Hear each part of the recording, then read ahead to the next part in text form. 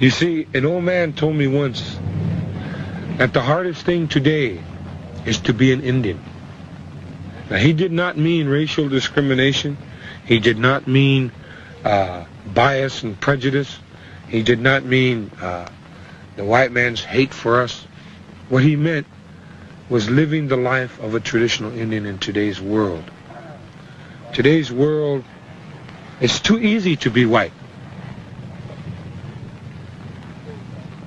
To be a white man, all you have to be concerned about is money and possessions and the pleasures, what he terms pleasures of life, when he doesn't realize that here lies the pleasure, the life that surrounds us, these green things which are our relatives, this grass, the things that grow are our relatives. That is life. That's beauty. The clouds, the universe, the birds, the four-leggeds, all living things which are our relatives.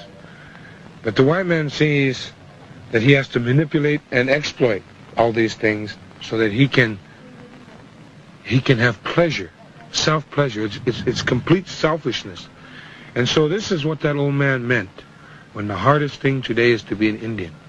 To get up with the morning star and pray at the time that the great mystery gave the two-legged the time to pray. You see, with the morning star, everything is quiet. All life has rested so that the two-legged can communicate with the great mystery. The birds are quiet.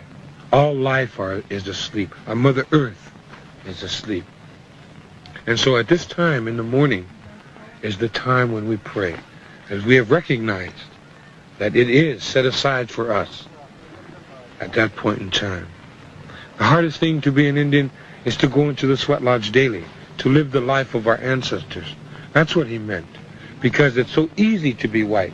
It's so easy to go out and get a job and become concerned only with money. And then you start building fences around your house. And you start building fences around your cities. And you start building fences around your states. You start building fences around your country.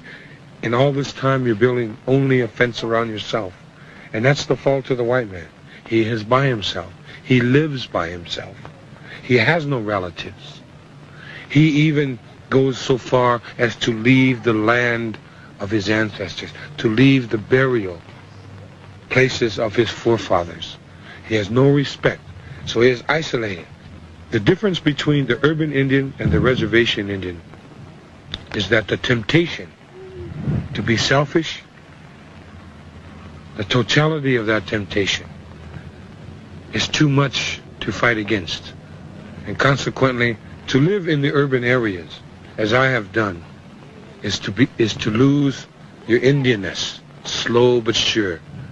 So this is why I chose to return home to the reservation, even though it is a concentration camp.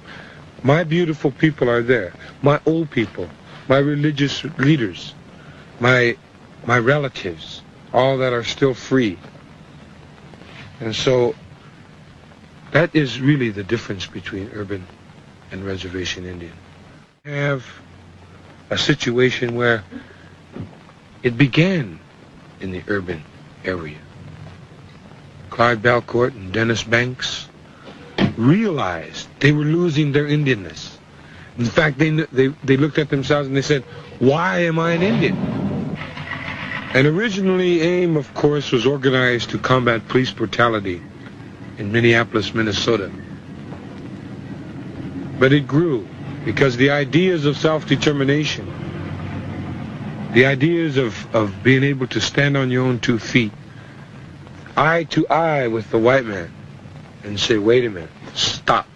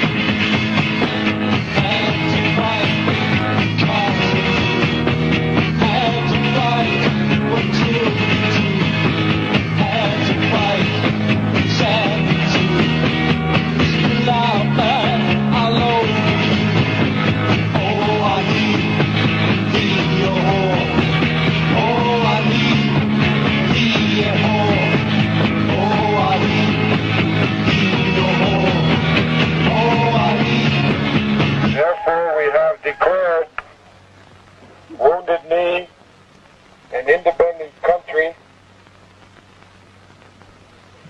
and is the corporate state for the Oglala nation, to present our Declaration of Independence,